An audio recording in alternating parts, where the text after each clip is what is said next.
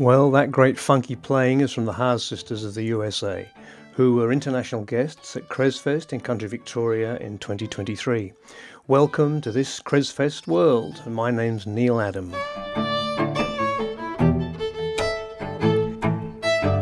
Cresfest is a folk and roots music festival in Creswick near Ballarat, which takes place at the start of April each year. Helping organise Cresfest has led me into all kinds of amazing conversations and experiences, and these podcasts are inspired by them. Today, in episode 2, we're going to hear from Simon McDonald. Simon, in an article published in 1968, was called the best traditional singer ever recorded in Victoria. What a claim. He lived at Springmount near Creswick, and he was first recorded in the American Hotel in town and in a neighbour's kitchen in the 1950s. An LP of his songs was put out in 1961, and copies made their way to Bob Dylan and to Pete Seeger, both of whom had versions of Simon's songs in their repertoire for a time in the early 1960s. But Simon was more than just a singer of his family's old Irish and Scottish songs. He could talk till the cows come home. A Ballarat primary school principal called Hugh Anderson brought his new reel-to-reel recorder to Creswick and over weekends recorded about 30 hours of Simon talking about his life. Hugh's wife Dawn transcribed them, and a book called Time Out of Mind was published of these reminiscences and songs. Sadly, Simon died just before his 60th birthday, the month that the book was released. The reel-to-reel tapes have been sitting in the National Library of Australia since Hugh's death, and I was lucky enough during lockdown to get access to them. I was also lucky enough to get permission from Hugh's son Warwick and wife Dawn to use these recordings in a show called Everyone Loved Simmy, which we've performed here locally in Creswick. Simon's name is not really much remembered here in town, except by his family and a few locals with long memories. So anything I can do to remind people of his name and its voice, I'm really happy to do.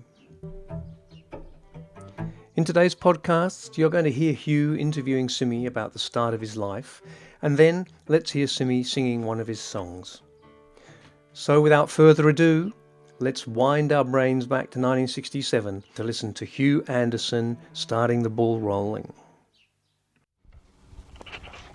Hugh Anderson at Creswick, Saturday the 4th of February 1967, recording Simon McDonald's life story, the first episode.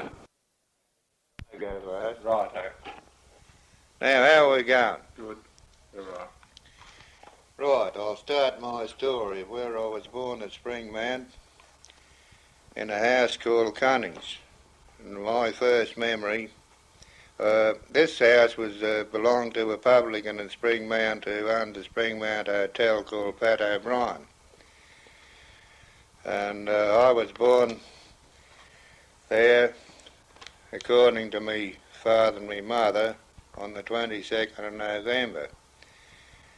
And that night there was a terrible thunderstorm and a fall of snow which followed, and I was born with white hair, and they always reckoned that I was the lightning was that bad that night that it turned my hair white before I was born. Anyhow, I don't remember living there because I was too small, but we shifted to Springmount when I was about 18 months old. Pat O'Brien decided to sell this house and pull it down and make a stable for his pub in Springmount out of it. They were paying 18 pence a week rent for this house. What did Pat look like? Well, he was just like a moon-face. I can show you his photo over at his pub on the wall now. It's in the old-time photo of the Springmount. What, in the American? Yeah, and the footballers on the wall there. Yeah. The old publican. He was about 22 stone weight and about 6'5" in height, I suppose, and a jovial man. Yeah. He was always singing Mother McCree or something.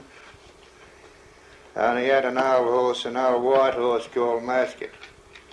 And he ran a mail cart to Mollingip. That was about 10 miles every day. He had to drive the mail out from Creswick to there. We call it the Springmount post office, drop the bags there, then he'd go on and away out through Dean, Mollingip. What, he had the mail contract? He had the contract and a horse and cart, an old white horse he called Mascot. Well, coming back, the old horse would be that tired, he'd call up at his own pub, Yeah. and the first thing, give the old horse a pot of beer, and he'd bring out a pot to that old horse. I seen it later years when I grew up, but he'd bring out the pot of beer and put it out to the horse's lips, and the horse would drink down that pot every day that went on. But anyhow, that's the house that my father lived in first when I was born.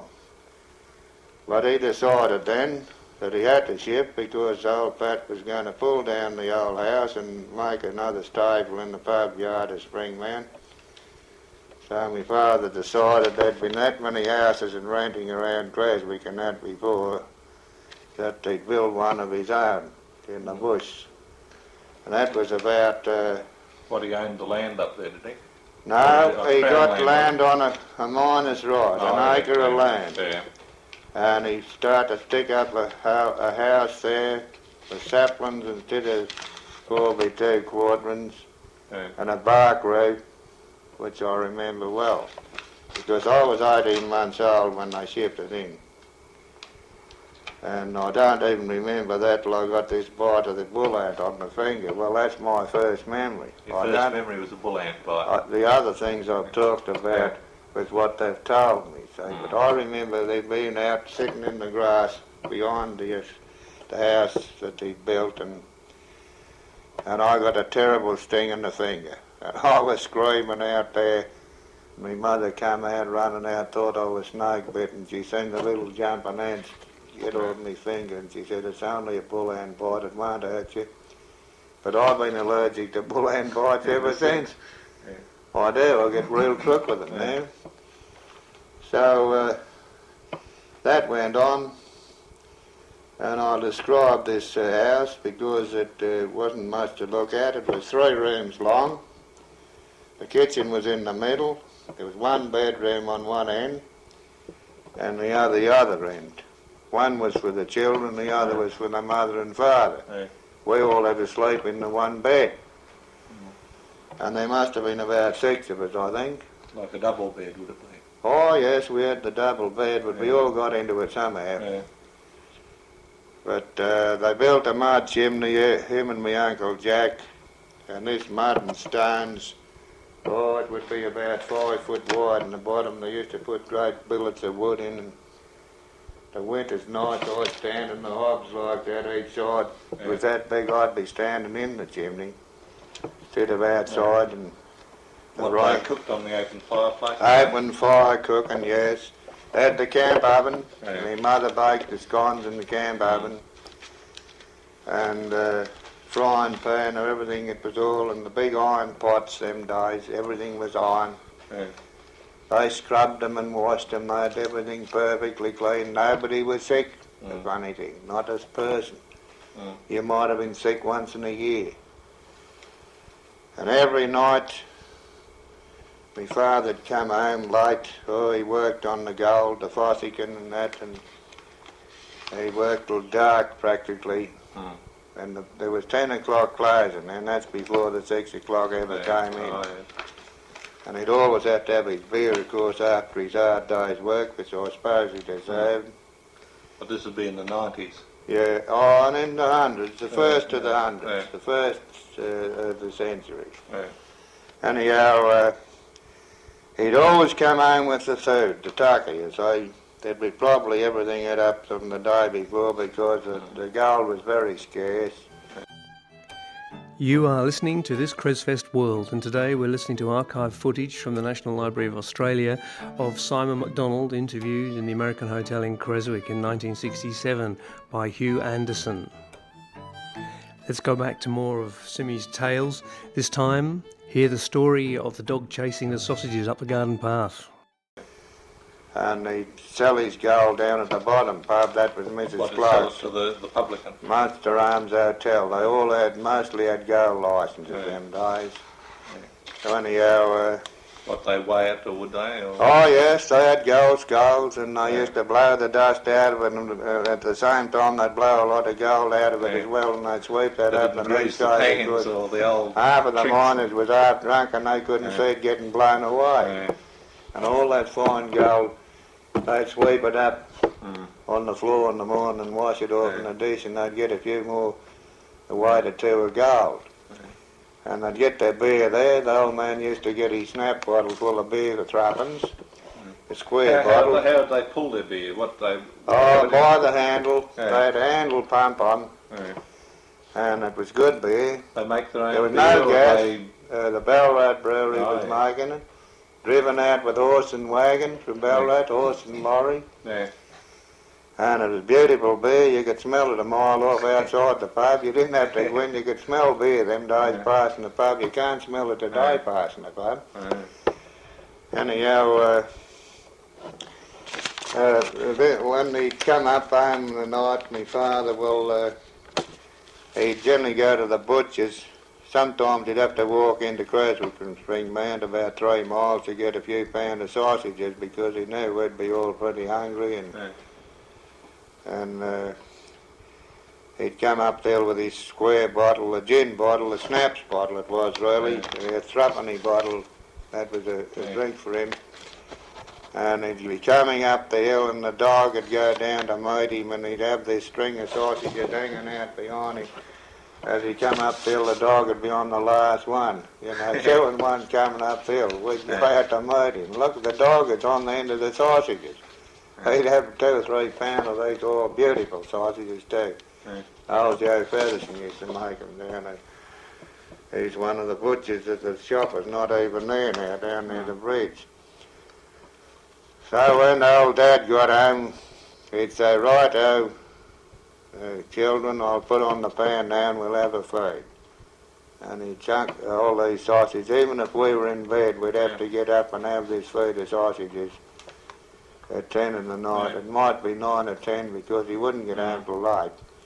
Of course, naturally, my mother'd go crooked. Because all he used to do, he'd get down to the pub, and as he had his drinks coming home, they'd say, "Well, Simon, his name was, I was called up, get on the piano." Well, he was a famous man on the piano for playing the ear.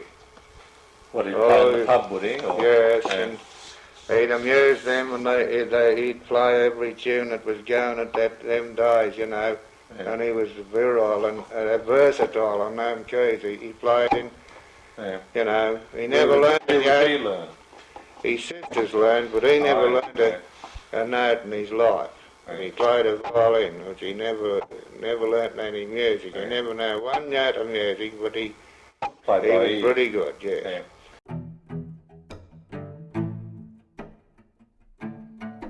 See what I mean about Simon? He could talk, couldn't he?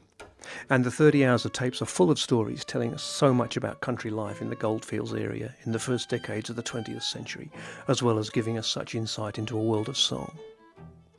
One of Simon's best known songs is a local song called The Cockies of Bungaree. It became really well known from Simon's LP, and folk rock bands like the Bushwhackers and Red Gum recorded versions of it in the 1970s, having learnt it from Simon. Bungaree is a small place just down the road from Creswick, and in this song, which was recorded in the American Hotel in Creswick in 1959 and was written in about 1850, Simmy tells us why we should not go and work for the Cockies of Bungaree. Now all you blokes take my advice and do your daily toil, but don't go out to Bungaree to work in the chocolate soil, for the days they are so long, me boys, they'd break your heart in two. And if ever you work for Cockyburg, you very soon will know. Oh, we used to go to bed, you know, a little bit after dark. The room we used to sleep in, it was just like Noah's Ark. There were dogs and rats and mice and cats and pigs and poultry. And I'll never forget the time we had while down in Bungaree. Oh, the first be Monday morning, sure to work I had to go. Me noble cocky says to me, "Get up, you're rather slow." The moon was shining gloriously and the stars were out, you see. And I thought before the sun would rise, I'd die in Bungaree. So we used to go to bed, you know, a little bit after dark. The room we used to sleep in, it was just like Noah's Ark. There were dogs and rats and mice and cats and pigs and poultry, and I'll never forget the time we had while out in Bungaree. Oh, he called me to me supper at 8:30 or 9. He called me to the breakfast before the sun did shine. And after tea was over, all with a merry laugh, the old cock, he says to me, we'll cut a bit of chaff. Now, when you are chaff cutting, boys, isn't it a spell? Yes, be Joe, said I, it is, and it's me that knows it well. For many of those spells, with me they disagree, for I hate the jolly night work that they do in Bungaree. So we used to go to bed, you know, a little bit after dark. The room we used to sleep in, it was just like Noah's Ark. There was dogs and rats and mice and cats and pigs and poultry, and I'll never forget the time we had while out in Bungaree. Well, I hope you enjoyed this insight into the life and times of Simmy McDonald of Springmount near Creswick. Thanks to the Anderson family for their permission to use the tapes that Hugh recorded in 1967 of himself and Simmy. This has been a Cresfest World podcast, episode 2. Hope you've enjoyed it. Look forward to seeing you the next time on episode 3 and beyond. And enjoy the Haas Sisters on your way out. See you.